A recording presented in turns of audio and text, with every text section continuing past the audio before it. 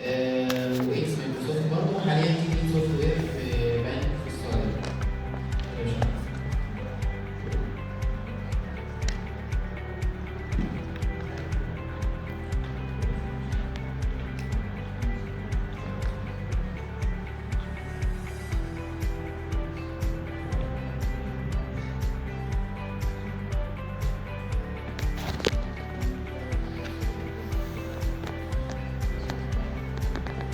ازيكم يا شباب عاملين ايه؟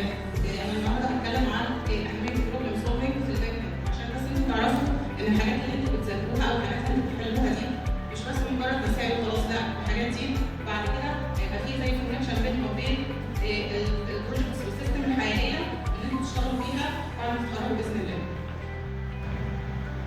في مساله هنا تاني معايا، هي برضه مساله ايزي، بس انا جايباها عشان انا عملت زي ترانزيشن كده من المساله دي لعالم الباك اند.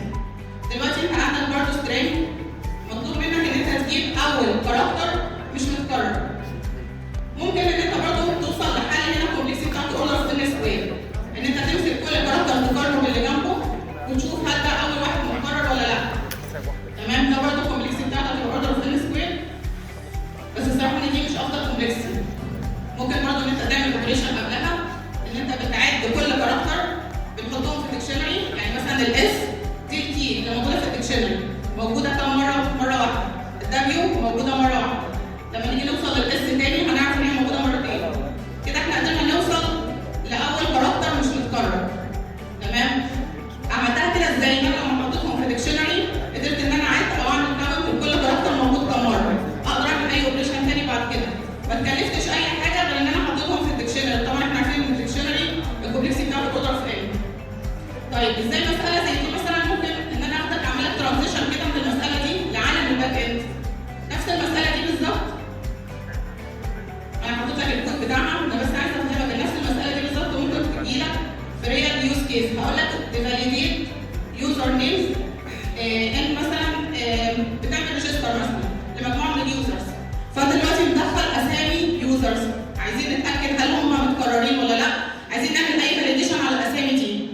هو نفس الحاله بتاع المساله اللي انا شرحتها من شويه، ان انت بتحطهم في ديكشنري وتتاكد من الكاونت بتاعهم، فاللي متكرر ده هتطلع له كده فاليديشن ايرور ان ده متكرر وان ما ينفعش ان احنا نكرر الاسم.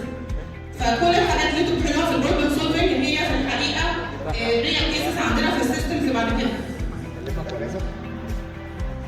دلوقتي انا هقول لك زي رود ماب كده بسيطه عن الباك اند. طبعا في الاول وفي الاخر لازم ان انت تبقى شاطر في البروبلم سولفنج كويس جدا، تقدر توصل لافضل كومبلكسيتي عشان السيستم بتاعك يبقى البرفورمانس بتاعه طبعا سريع في الراش اورز. لما يدخل على السيستم بتاعك يوزرز كتير لازم ان انت السيستم بتاعك يقدر يسد بقى مع كل اليوزرز دول، يا اما كده يا اما خلاص انت السيستم بتاعك كده بيخسر. اول حاجه لازم تبقى كويس جدا في البروبلم سولفنج، بيلد سترونج ثينكينج. بعد كده ليرن كود بروجرامينج، الحاجات الاساسيه فانكشن ايرور هاندلنج. البلوكس الاساسيه بقى عندي طبعا HTTP، انت عندك ريكويست وريسبونس وعندك بودي، لازم تبقى فاهم كل البلوكس دي. طبعا البلوكس دي جواها تفاصيل كتيره جدا، بس هي دي زي رود ماب بسيطه كده. لو انت عايز تبقى باك اند ديفلوبر يعني شاطر جدا لازم تهتم بكل حاجه. HTTP والاي بي اي، دلوقتي كل حاجه دلوقتي من خلال الاي بي اي.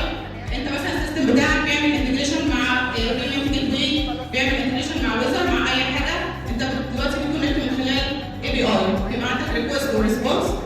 طبعا ال HTTP الميثودز الاساسيه جيت بوست جديد.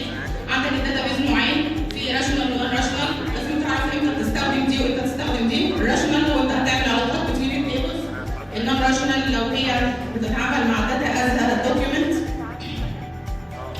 بعد كده البيزنس لوجيك. البيزنس لوجيك ان انت لازم تعمل فاليديشن. لو انت دلوقتي بتعمل اوردر، انت دلوقتي يوزر وداخل بتعمل اوردر، مجرد ما تكليك ان انت خلاص هتسبميت الاوردر ده، في فاليديشن كتير قوي بتحصل بعد كده. بيشوف الكوبون اللي انت مدخله، بيقسم من النسبه بتاعته وبيتاكد ان هو فاليد، وبيروح يقسم من الستوك. في بعد كده اوثنتيكيشن واوثرايزيشن، وطبعا البرفورمانس ده اساس البروبلم سولفنج والايرور هاندلنج والانتجريشن. كل دي بلوكس اساسيه جدا في الباك اند.